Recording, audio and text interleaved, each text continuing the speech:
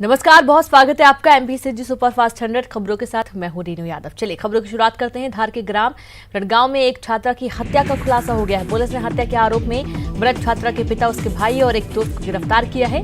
Police के अनुसार आरोपियों ने छात्रा की हत्या सिर्फ इसलिए कर दी क्योंकि परिवार को शक था कि मृतका किसी युवक से प्रेम करती थी। बस इसी बात से नाराज होकर घर वालों ने छात्रा का गला काटकर उसकी हत्या कर दी। मध्य प्रदेश के सरकारी स्कूलों में अब छात्राएं ब्यूटी और वेलनेस का कोर्स भी कर सकेंगी। स्कूल शिक्षा विभाग ने सत्र 2020 और 2021 से दोनों कोर्स की पढ़ाई की तैयारी कर ली है। ब्यूटी और वेलनेस कोर्स गवर्नमेंट गर्ल्स स्कूलों में पढ़ाया जाएगा। पंडित सुंदरलाल शर्मा व्यावसायिक संस्थान ने कोर्स तैयार कर लिया है। इस कोर्स को 9वीं कक्षा से 12वीं कक्षा तक वोकेशनल कोर्स के रूप में शुरू किया जाएगा। होशंगाबाद में रेलवे लाइन के दोहरीकरण की वजह से आज और कल 2 दिनों के लिए 28 ट्रेनों के रूट डाइवर्ट किए गए हैं, जबकि 16 ट्रेनों को भी रद्द कर दिया गया है, जिसकी वजह से यात्रियों को परेशानियों का सामना करना पड़ रहा है। कल सोमवार को भी यात्रियों को इस तरह की परेशानी का सामना करना पड़ेगा। उमरिया में गरीबों का पेट भरने के लिए लाया गया गेहूं अधिकारियों की लापरवाही की भेंट चढ़ गया। खुले में रखा लाखों क्विंटल गेहूं बरसात में भीगकर खराब हो गया। ये गेहूं पीडीएस में सप्लाई के लिए लाया गया था। अपनी गलती छिपाने के लिए जिम्मेदारों ने गेहूं को गुपचुप तरीके से राशन दुकानों में भेज दिया। खराब गेहूं बांटे जाने पर लोगों ने आवाज उठाई।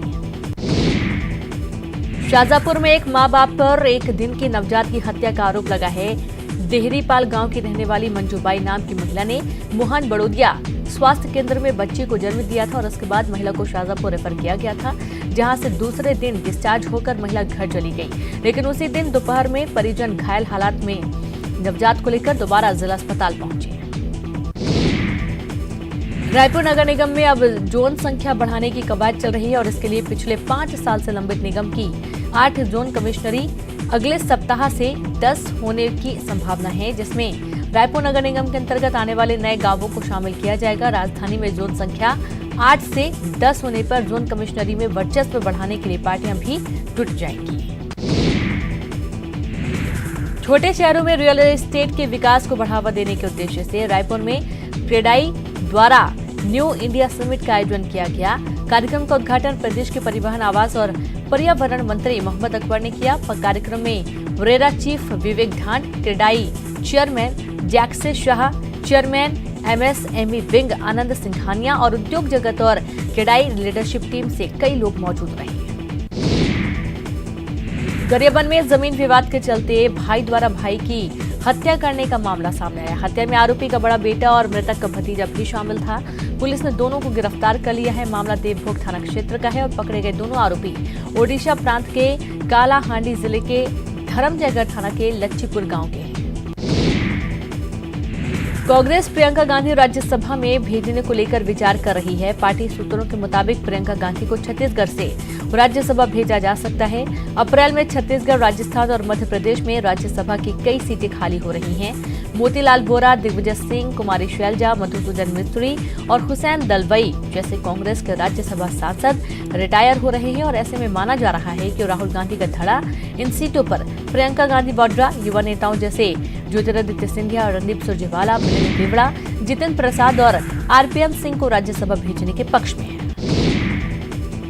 अमेरिकी दौरे पर गए सीएम भूपेश बघेल ने बोस्टन में इंडियन ओवरसीज कांग्रेस द्वारा आयोजित मेरा भारत महान एनआरआई सीरीज को संबोधित किया और अपने संबोधन के दौरान सीएम बघेल ने अपनी सरकार के 14 महीने के कार्यकाल के दौरान किए विकास कार्यों का जिक्र किया।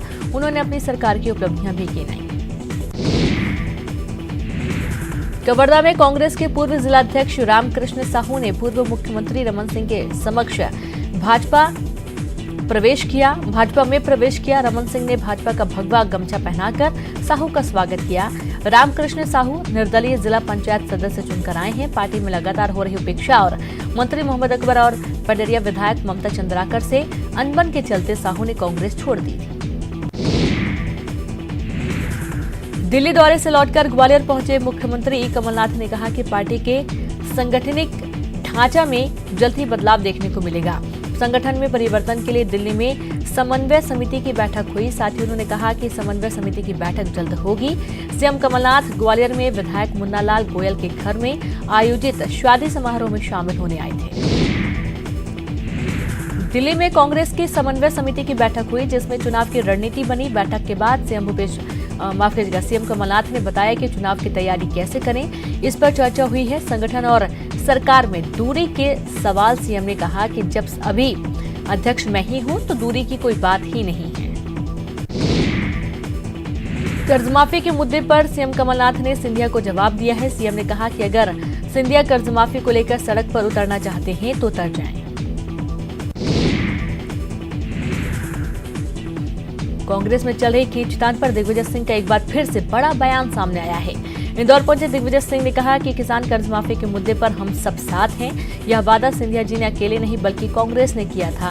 उन्होंने कहा कि सिंधिया जी किसी के खिलाफ हैं, यह गलतफहमी है। कमलनाथ के नेतृत्व में कांग्रेस एकजुटता से खड़ी है। धार पहुंची पूर्व मुख्यमंत्री दिग्विजय सिंह ने शाहीन बाग और एनआरसी को लेकर बीजेपी पर निशाना साधा। दिग्विजय सिंह ने ज्योतिरादित्य सिंधिया की नाराजगी पर कहा कि ऐसा कुछ भी नहीं है।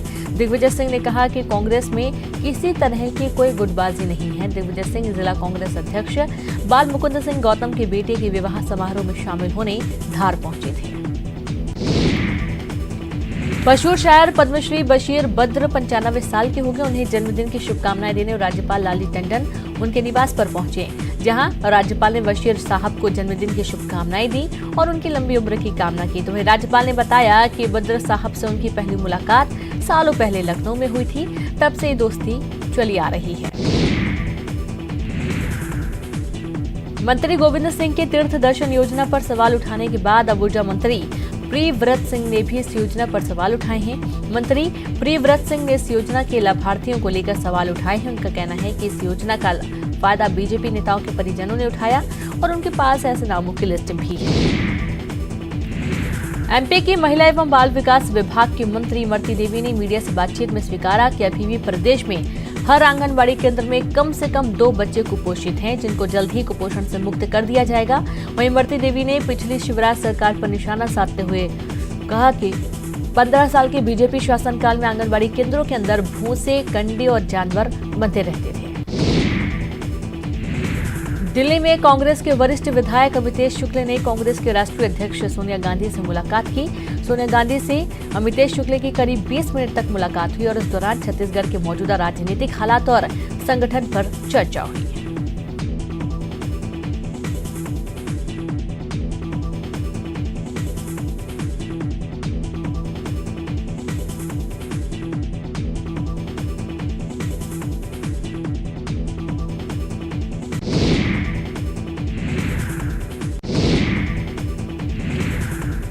उपराष्ट्रपति वेंकैया नायडू मंडला में आयोजित आदिवासी महोत्सव में शामिल हुए, जहां पारंपरिक तरीके से साफा, कलगी और माला पहनाकर उनका स्वागत किया गया।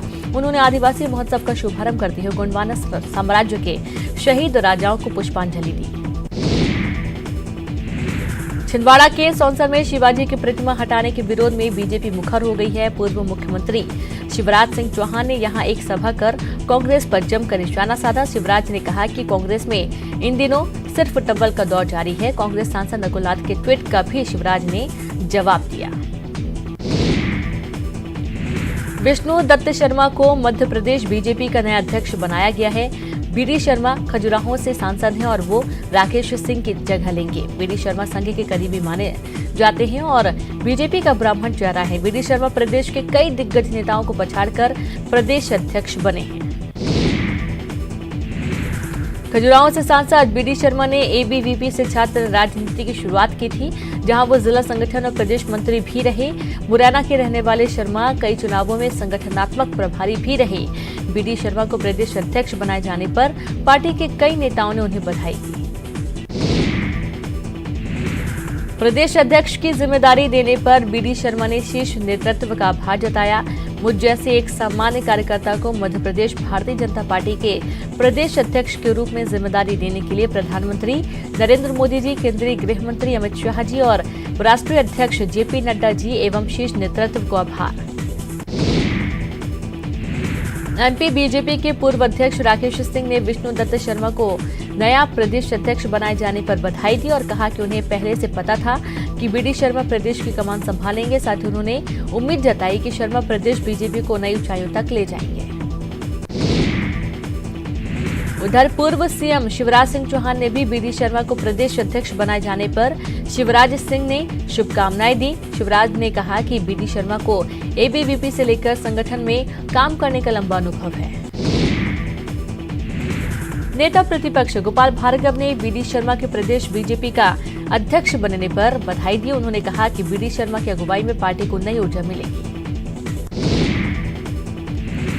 बीडी शर्मा को बीजेपी का प्रदेश अध्यक्ष बनाए जाने पर केंद्रीय इस्पात राज्य मंत्री फग्गन सिंह कुलस्ते ने खुशी जताई। कुलस्ते ने कहा कि नए प्रदेश अध्यक्ष के सामने बड़ी चुनौती होगी, उनके लिए काम करना आसान नहीं होगा। खजुराहो संसदीय क्षेत्र की पन्ना में बीजेपी के बीडी शर्मा के प्रदेश अध्यक्ष बनने की खुशी में पटाखे फोड़े गए। खजुराहो से सांसद बीडी शर्मा को प्रदेश की कमान दिए जाने को लेकर खुशी का माहौल है। कार्यकर्ताओं ने एक दूसरे को मिठाइयां बांटकर और पटाखे फोड़कर जश्न मनाया। बीडी शर्मा प्रदेश बीजेपी की जिम्मेदारी मिलने पर जबलपुर में बीजेवाईएम के कार्यकर्ताओं ने जश्न मनाया और मिठाई खिलाकर एक दूसरे को बधाई दी। प्रदेश बीजेपी की कमान संभालने के बाद बीडी शर्मा ने प्रदेश की कांग्रेस सरकार पर निशाना साधा। बीडी शर्मा ने कहा कि कमलनाथ सरकार ने प्रदेश को गर्त में ढकेल दिया है। बीजेपी का कार्यकर्ता एक चीज का हिसाब लेगा। उधर विष्णुदत्त शर्मा के बीजेपी प्रदेश अध्यक्ष बनने पर सीएम कमलनाथ ने उन्हें बधाई दी और साथ ही उम्मीद जताई कि शर्मा प्रदेश के विकास और भलाई के लिए काम करने में सरकार का सहयोग करेंगे।